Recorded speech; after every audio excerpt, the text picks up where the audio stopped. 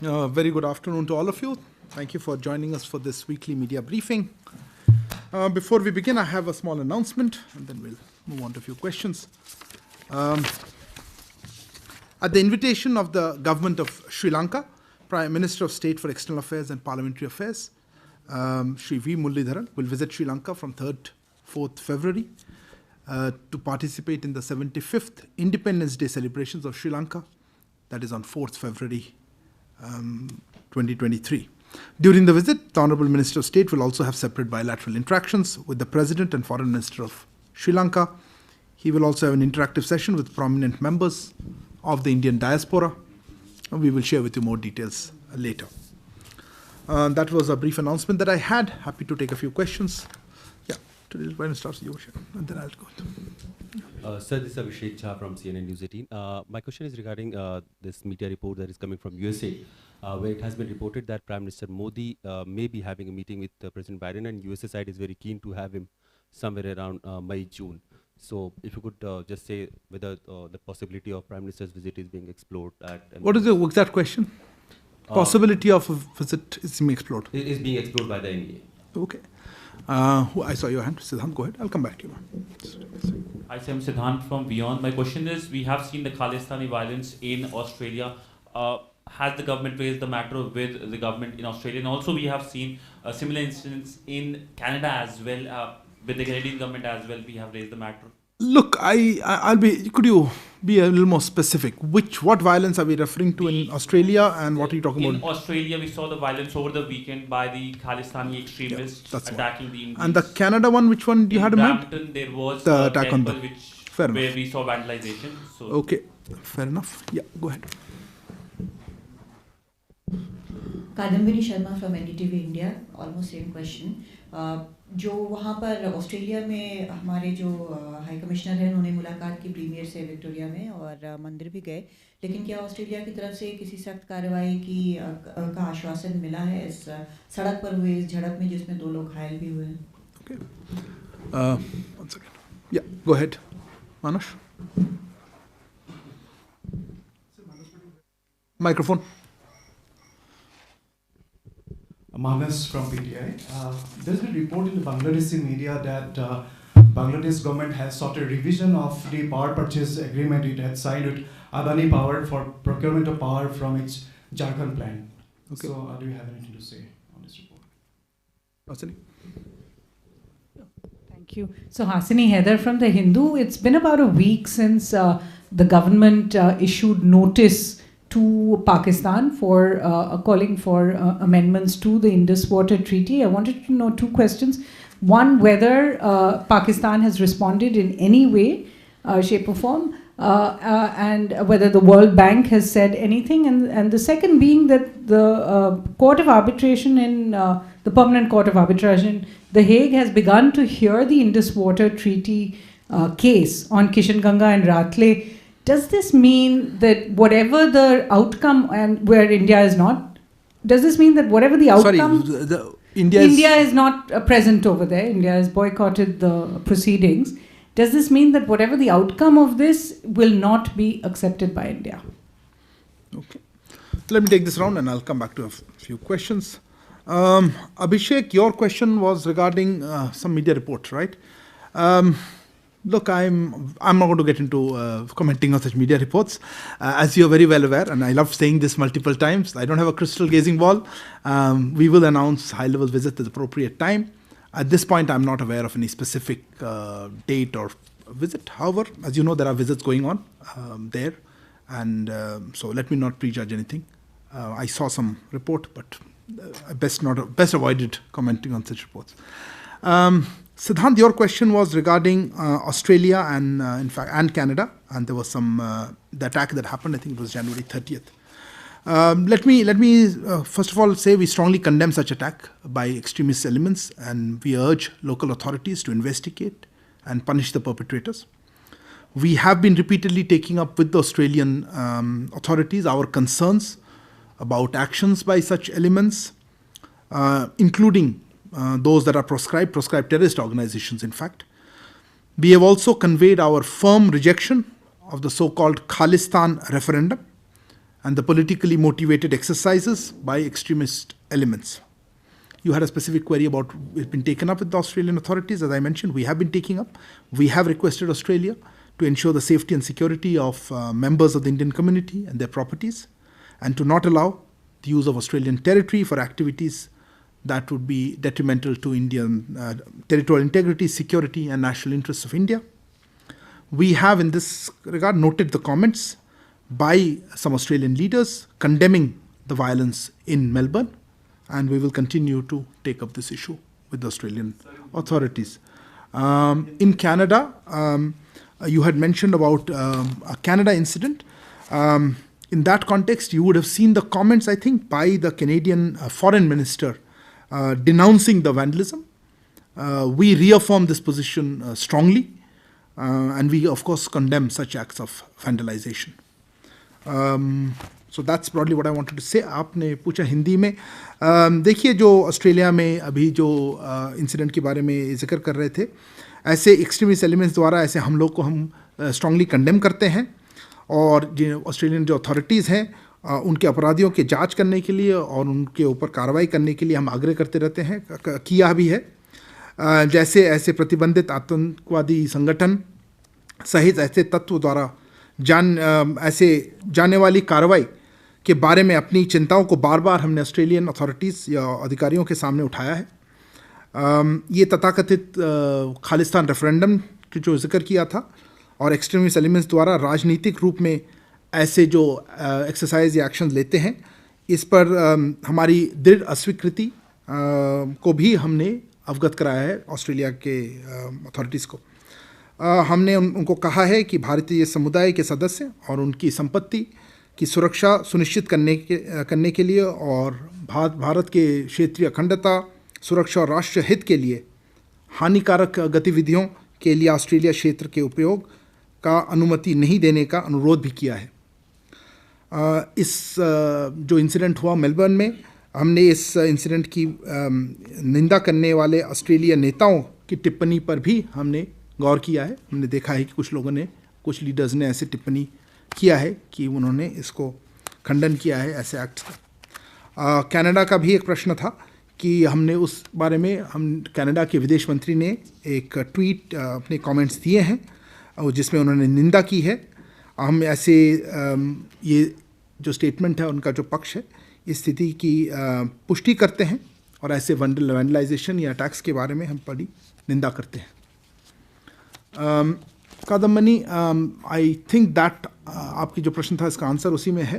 मैं ये कहना चाहता था कि हाँ, हमारे जो उच्चायोग हैं वहाँ वो मिले थे, वहाँ के प्रीमियर जो ऑस्ट्रेलिया के प्रोविंस के प्रीमियर हैं, और ये बात उठाई गई उनमें कि आप इसमें, उन्होंने अपने ट्वीट भी किया है उनके इस मीटिंग के बारे में, जिसमें उन्होंने कहा था कि उन्होंने कड़ी शब्दों में इस इंसिडेंट को और जनरली ये जो कुछ एक्सट्रीमिस्ट हैं और जो सो कॉल्ड खालिस्तान रेफरेंडम के बारे में एक्शन ले रहे हैं, उसके अगेंस्ट में एक्शन लेने के लिए हमने रिक्वेस्ट किया है। और मैंने जैसे कहा, हमने देखा है कि कुछ ऑस्ट्रेलियन लीडर्स ने इसका कंडेमनेशन भी रखा है और निंदा की है। Manas, I don't have anything on that. As you clearly said, this was a, I understand you're referring to a deal between the sovereign government and an Indian company. I am not aware of the deal. I don't even think we are involved in this. So Hasani, let me clarify on your question. This was regarding the Indus Water Treaty.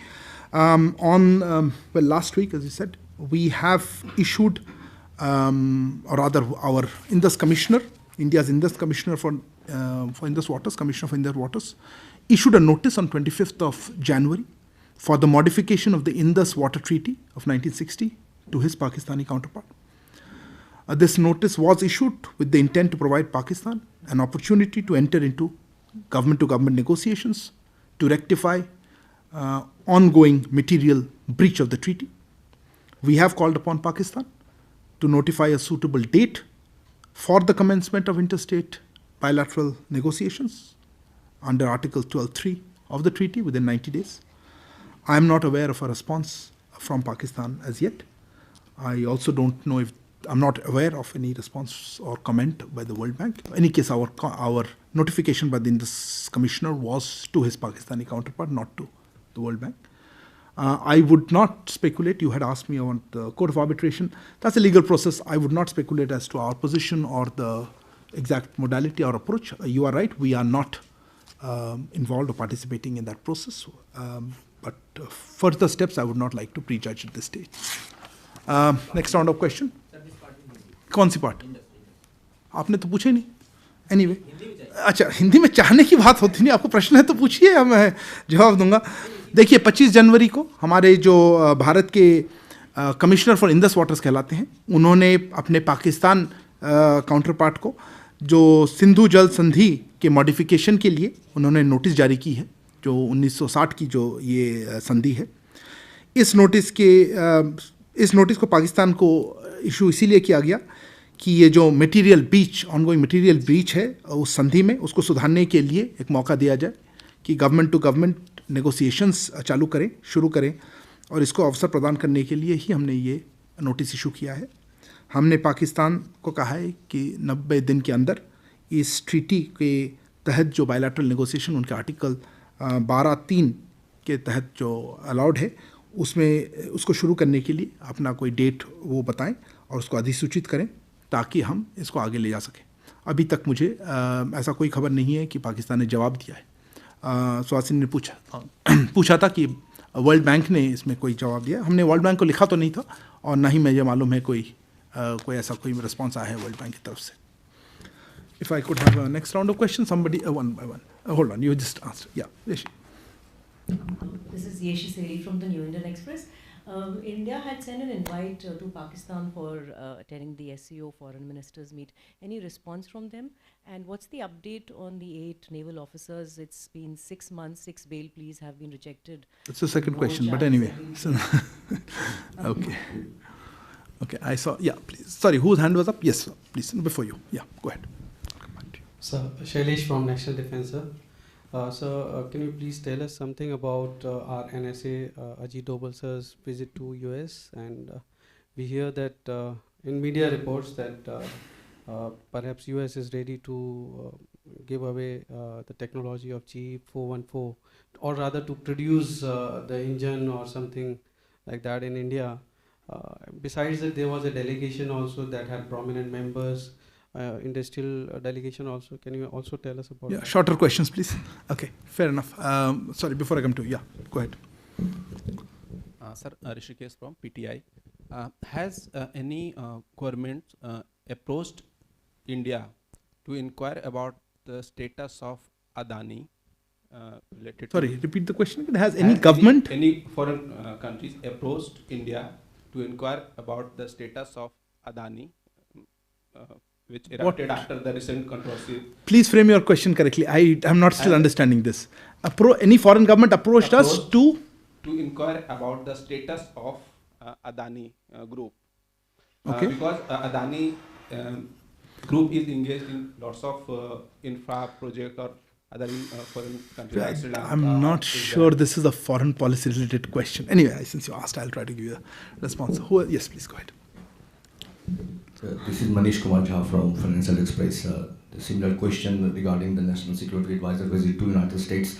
Again, there were rumors about that some particular specific military deals was being discussed. Of course, it was reported in the media, but I would like a clarification from your side as it is on broad-based... Clarification on what? I didn't get you. Specific military deals. Was broad-based on critical technology or was it based on some specific military... About his visit you want to know? Yeah, visit was. Fair enough. Yeah. Because there were reports about some specific military deals which are going to take place. You know, so I want a clarification on that. And if you talk about some emerging critical technology, could you talk about some of them which he's discussing with his counterpart or senior leadership in the United States? Thank you.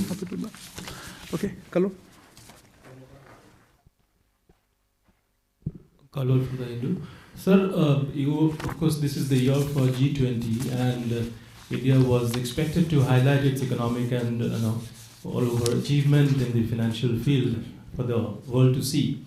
Do you think the Adani issue as it has erupted, and also especially its regional ramifications in the field of with the dealings that it had with our neighbors, especially with Bangladesh, Sri Lanka, other countries. But do you think this is going to cast a shadow on our, image as far as G20 is concerned, especially in the coming months at the summit? Oh, interesting question. Okay, let me try this round of questions. Okay, Yeshi, your question was about the SCO, right? Look, let me just clarify. This has been going on a bit, and as you said, we are, as you know, we hold the current presidency of the SCO, and as is customary, as the president, India has been extending invitations to all SCO members, including Pakistan, for various events under our presidency that we have hosted and will continue to host as president. So that's broadly what I wanted to say. I don't know what you mean by has someone... I'm not going to be able to get into specific invitations for specific events. As the events happen, or well before that, we extend invitations to all the participating countries or member countries, and we expect them to attend our events in person. That's unless it's a virtual event. I think Pakistani officials might have attended some of these ones. I'll have to check. I think they have. So I'm not sure what exactly you meant.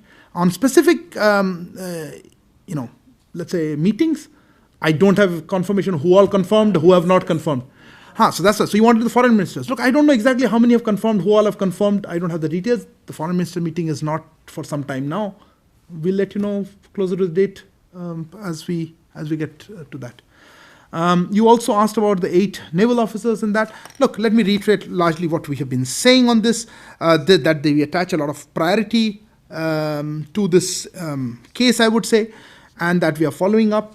The visits and the communication with the families is going on quite regularly, I would say, and our mission there is, pursuing it, and all possible efforts are being made for their release and repatriation at an early date. But, as I said, family visits and access for the moment are being granted.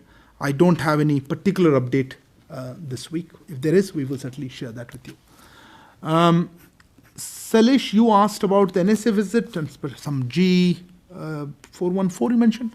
And Manish, I think you had a similar sort of question. Look, let me just mention, because of the time difference, perhaps you're missing out.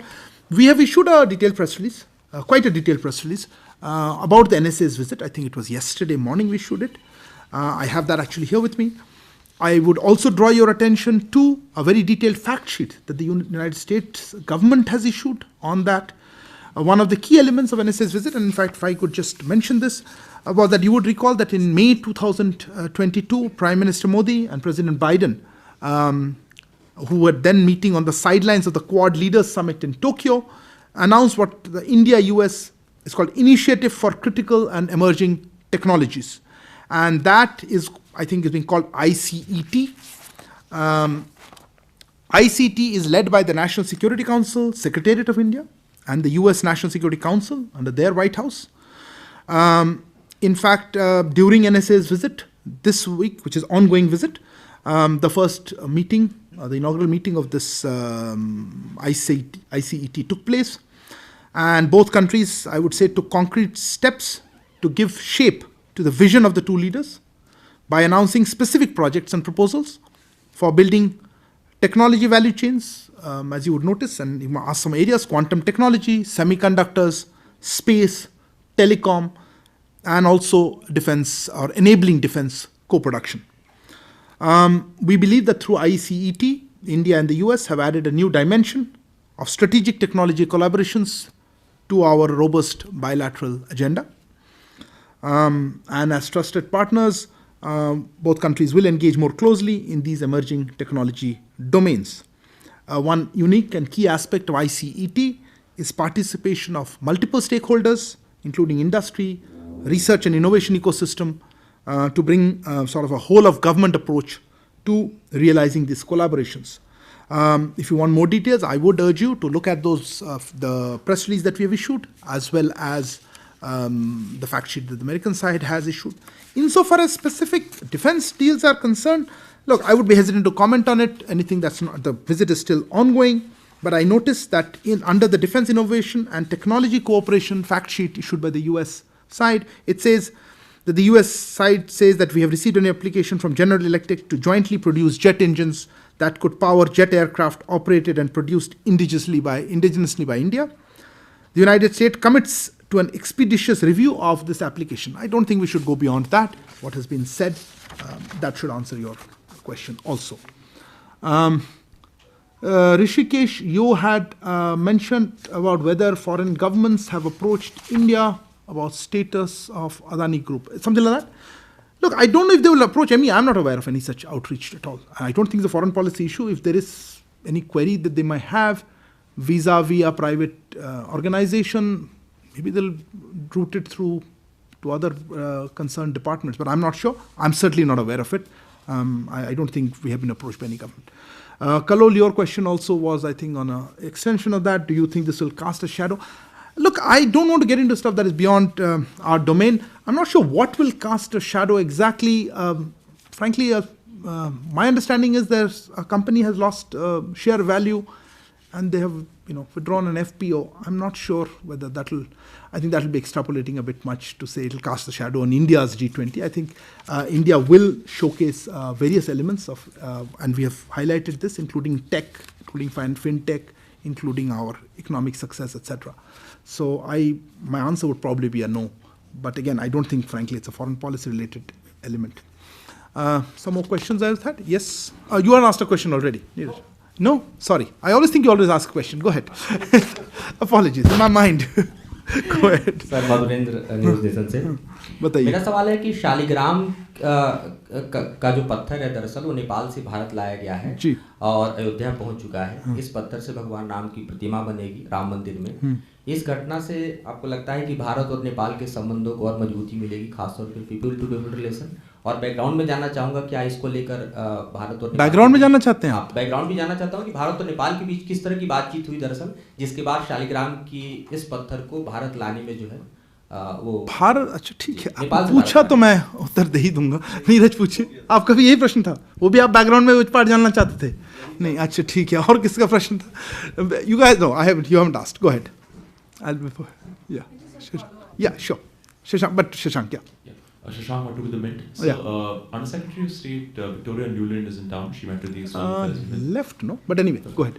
She met with the External Affairs Minister and with the Foreign Secretary. Was the question of the continuing delay in appointing a US ambassador to India brought up? Did the American side make any assurances in terms of speeding up that process? Okay. Sasini? Okay, just two very quick follow-ups. Two follow-ups, okay. One on the Indus Waters Treaty. The fact is that the arbitration court going ahead is an indication that the World Bank has actually not accepted India's view that there should be a graded mechanism, that it should be a step-by-step process. Have you protested in any way with what seems to be the World Bank taking Pakistan's side on the issue of which mechanism should go forward now for dispute resolution? Is this an issue between India and the World Bank? The second follow-up is to Kalol's question. You said this was not, to Manish's question on Bangladesh and the Adani Group. The project to buy electricity for Bangladesh from the Goda power plant in Jharkhand is very much something that is part of foreign policy. When Prime Minister Sheikh Hasina visits India, it is something that is discussed in the MEA as well as a symbol of India-Bangladesh friendship and cooperation. So when it emerges that Bangladesh has asked the Adani Group to revise its coal prices, or it will not be buying this, it puts the entire project in jeopardy. So we would be grateful for a comment, particularly as the Bangladesh minister, according to this report, the Bangladesh minister came to India and discussed this as well. Okay, no further questions, thanks. Okay, let me end with this one. देखिए, मैं आपका जो सवाल था मंत्री जी, मुझे मालूम नहीं कैसे उत्तर देना चाहिए, क्योंकि मुझे नहीं मालूम कि दोनों सरकारों के बीच में इस पे बात हुई थी या नहीं. मुझे ऐसा कोई इन्फॉर्मेशन नहीं है. हमारे बीच में संबंध जैसे जानते हैं दोनों देशों में, दोनों के सिविलाइजेशनल जो संबंध है, रिलीजियस संबंध है, सेंचुरीज ओल्ड सिविल, उसमें वो हैं और रहेंगे. और इसमें सरकारों का क्या रोल है मुझे नहीं मालूम, तो इसीलिए मैं इसमें कुछ कह नहीं पाऊँगा. Shailesh, Shashank, you asked about Undersecretary Victoria Nuland's visit. Look, we had issued, as I said, a press release on that. I think she has since left. I could be mistaken. I thought she had left Delhi, certainly, and then one yesterday. But as regards the issue of appointing a US ambassador, no, I don't know why we should take it up at all. I don't think it was taken up by our side, and obviously the issue of assurances does not come up. I think we have made our position quite clear on this. We would welcome US ambassador here, but that's their choice. So, Hasini, your two follow-up questions. Look, you prefaced it with something that I, at the outset, let me clarify, I'm not able to characterize that as my comments at all. So those are your comments. I'm not saying that. Whether the World Bank has accepted it or not is your interpretation. This is a pretty complicated legal issue, and I would not be the right person to comment on it or prejudge it at this stage. You've asked whether we have protested. Look, the World Bank itself, 5 years, 6 years ago, more, at the time, acknowledged the problem of having two parallel processes. Our interpretation and assessment is that this is not in consonance with the provisions of the treaty. And hence, we have been talking about a graded approach, as you correctly mentioned.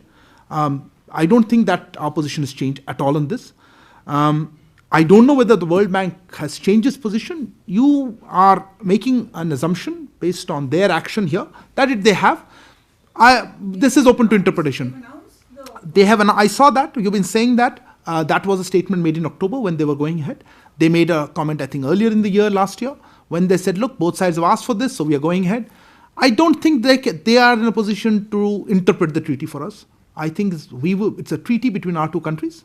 And our assessment of that treaty, interpretation of the treaty, is that there is a graded approach. So I would leave it at that. And we have a legal process or let's say a treaty process now with Pakistan on notice of modification. And on the COA, I've already conveyed our views. Regarding the other issue which you're talking about, which was a follow-up to, was it Manish's question? Anyway, Manish, you had asked that? Look, let me make a larger point here. Perhaps you're missing individual cases with policy. We do think that greater economic integration, connectivity with our neighbors assists our process of development. We have been talking about our neighbors benefiting from the economic growth of India. We have tried to make it easier for connectivity, be it physical or energy or power transmission or any of those or even waterways.